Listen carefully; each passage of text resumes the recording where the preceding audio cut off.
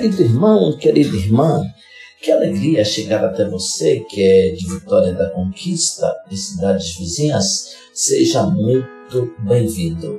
Eu sou Dom Josafá Menezes da Silva, arcebispo metropolitano aqui em Vitória da Conquista, na Bahia, chegando até você no dia da ressurreição para refletirmos a palavra de Deus. Hoje são 5 de fevereiro de 2023, celebramos o 5º domingo do tempo comum. Neste ano de 2023, nós lemos o Evangelho de São Mateus e temos hoje o 20 do capítulo 5, os versículos de 13 a 16. Escutemos. Naquele tempo, disse Jesus a seus discípulos: Vós sois o sal da terra. Ora, se o sal se torna insosso, com que salgaremos? Ele não servirá para mais nada, senão para ser jogado fora e ser pisado pelos homens. Vós sois a luz do mundo. Não pode ficar escondida uma cidade construída sobre um monte. Ninguém acende uma lâmpada e a coloca debaixo de uma vasilha, mas sim no candelabro, onde brilha para todos os que estão na casa. Assim também brilhe a vossa luz diante dos homens, para que vejam as vossas boas obras e louvem o vosso Pai que está nos céus. São as palavras, ouvinte, que nós escutaremos no Evangelho de hoje em todas as igrejas católicas do mundo. Vou meditar, ouvinte, vários aspectos deste trecho do Evangelho. Domingo passado nós lemos o início do Sermão da Montanha, as famosas bem-aventuranças. Nós nos lembramos muito bem.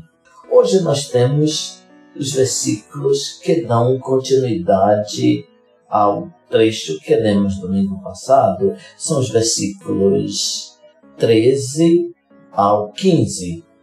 Jesus tinha acabado de anunciar que os discípulos eram bem-aventurados, isto é, felizes, mas em situações complicadas como a pobreza, a aflição, a perseguição e outras que nós podemos nos recordar. Agora Jesus continua dizendo: vós sois o sal da terra, vós sois a luz do mundo. São duas afirmações introduzidas por uma expressão, vós sois. Certamente uma alusão direta aos discípulos, vós sois. No entanto, nós devemos compreender, ouvinte, que em Mateus, vós sois, não se refere aos discípulos individualmente, mas aos discípulos enquanto comunidade, corpo. Nós temos a expressão, vós sois todos irmãos, em Mateus capítulo 23, versículo 8. Na relação com o mundo, deveria ser sal e luz, e nas relações internas, irmãos. Vivendo de um amor fraterno e inteligente, então a luz se difunde no coração da humanidade. Mas compreendamos mais profundamente essas duas expressões. Vós sois o sal da terra, vós sois a luz do mundo. Sal e luz são duas coisas essenciais na vida. E os antigos consideravam muito essas duas realidades. Sem luz não é possível viver. E sem o sal, a vida não teria gosto. Dar gosto e conservar os alimentos é função, então, do sal. O sal impede a decomposição. Devemos, porém, entender que colocar sal nos alimentos exige discernimento e medida. O bom gosto vem da medida e do discernimento, não da quantidade exorbitante de sal que se usa. No Antigo Testamento tem uma expressão no livro dos Números, capítulo 18, versículo 19, aliança no sal é o pacto estipulado, derramando sal para exprimir a perseverança fiel, a não decomposição, a conservação. Jesus utiliza, ouvinte, essas duas realidades que são muito presentes na vida real. O sal, no texto, é apresentado no seu aspecto negativo, da perda de seu sabor, indicando que eles podem perder a razão de ser, os discípulos, se não se tornam sal para os outros. A função do sal é também condimentar, dar sabor ao que não tem gosto. Além disso, o sal, como vimos, conserva os alimentos. Quando não existia geladeira, muitos alimentos se conservavam salgados. Nos alimentos, o sal se impregna, se distribui, penetra e os preserva do apodrecimento. Os discípulos são convidados a cumprir essa mesma missão no mundo. Como sal, são convidados a estar presentes dentro do ambiente e unidos intimamente, revitalizando e elevando a vida da sociedade, conservando o modo de ser filhos de Deus, engrandecem o viver corrompido do pecado da humanidade. Vós sois o sal da terra. O Padre Vieira diz uma expressão muito bonita, ouvinte. Jesus não chamou os discípulos de sal de uma casa, ou de uma família, ou de uma cidade, ou de uma nação, mas sal de todo mundo, sem exceção de ninguém. Significa que os discípulos trazem não remédios particulares, mas medicinas universais. A segunda imagem, ouvinte, é a da luz.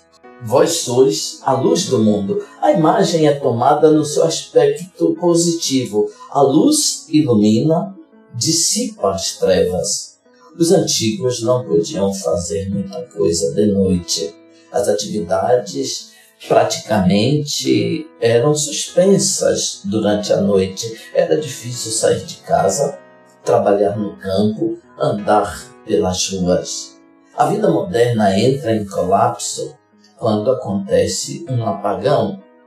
Quando não existia luz elétrica, ao escurecer, o dono da casa acendia a lamparina e a colocava num lugar alto, no centro da casa, para que pudesse iluminar todo o restante da residência, ampliando a luz o máximo possível. Imaginemos o que as crianças diriam para o papai se ele, acendendo a luz, a colocasse debaixo da mesa.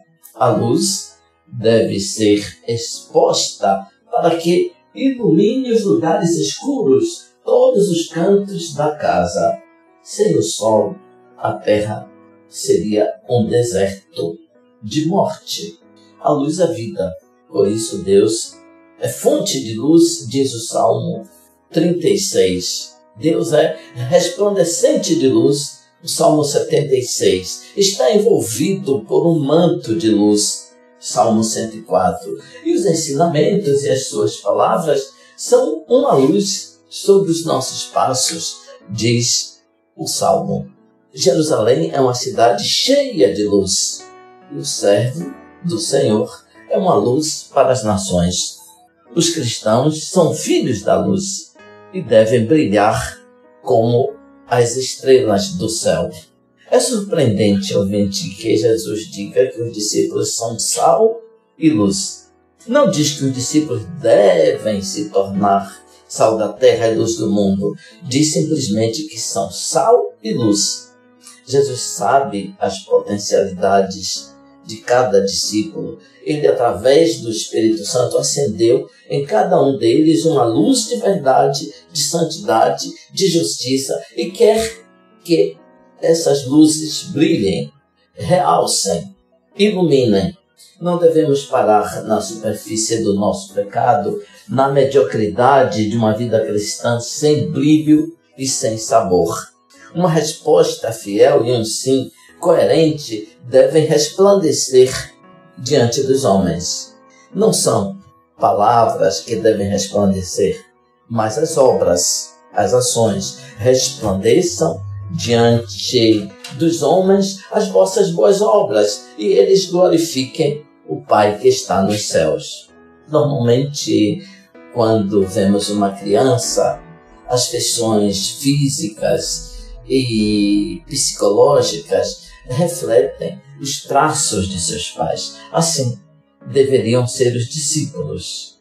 O modo de viver como filhos deveria fazer compreender que são originados do Pai do céu.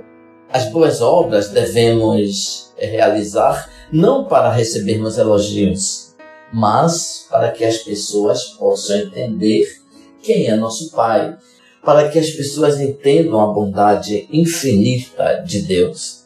A adesão constante à vontade de Deus deveria ser concreta e real, de modo a provocar uma reação de louvor por parte dos homens e mulheres deste tempo, uma glorificação ao Pai. O sim grandioso de Jesus, então, deve repercutir através do testemunho dos seus discípulos no mundo para a glorificação de Deus nosso Pai. Um grande filósofo dizia assim: se a boa nova da Bíblia dos cristãos estivesse escrita também no rosto deles, vocês não precisariam insistir para que todos acreditassem na autoridade da Escritura. As ações dos cristãos poderiam tornar supérflua a Bíblia, porque vocês mesmos seriam a Bíblia viva, dizia o filósofo alemão Nietzsche. Esse trecho do Evangelho sempre foi muito aproveitado na liturgia, nas festas dos santos, porque ele diz muito da operosidade, visibilidade e do testemunho dos santos que manifestam a glória de Deus neste mundo. A luz do mundo e sal da terra são precisamente a vida humilde e pobre dos cristãos, a vida mansa e desarmada, pequena, insignificante, muitas vezes marginal em relação ao mundo que se manifesta sempre muito hostil.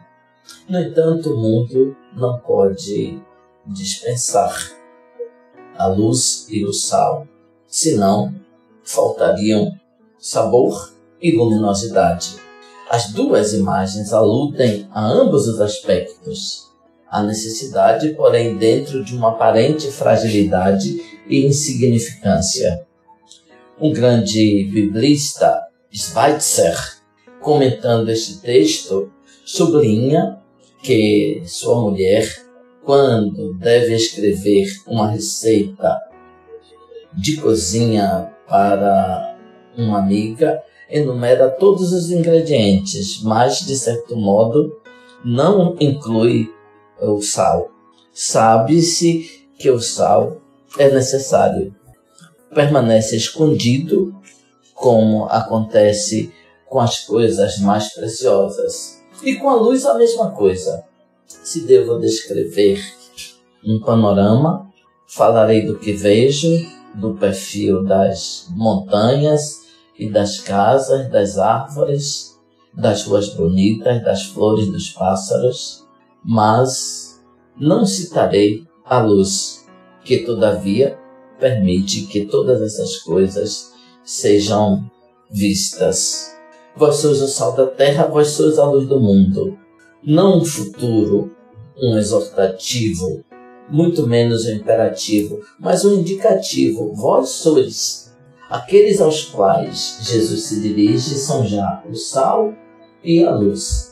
Não significa que eles se tornarão luzes e sal a partir de uma nova virtude ou qualidade particular, muito menos de um mérito. É a ação gratuita de Deus que reina neles e sobre eles. É a proximidade do reino de Deus que doa a eles vida e alegria. No entanto, os discípulos devem vigiar para não perder o sabor e a luz não se tornar muito escondida. Que o sal dê sabor e a luz ilumine, não com eventos extraordinários e surpreendentes.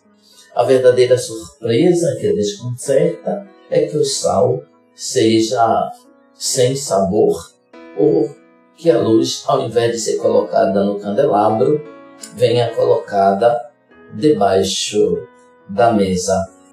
Entendida assim, a imagem significa que os discípulos devem difundir no mundo uma sabedoria capaz de dar sabor e significado à vida. Sem a sabedoria do Evangelho, que senso teria a vida, as alegrias e as dores, os sorrisos e as lágrimas, as festas e os funerais?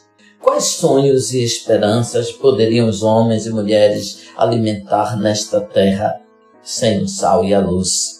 Dificilmente iriam além das palavras do Eclesiastes. É melhor comer, beber e gozar dos bens nos poucos dias de vida que Deus nos dá. Esta é a sorte do homem.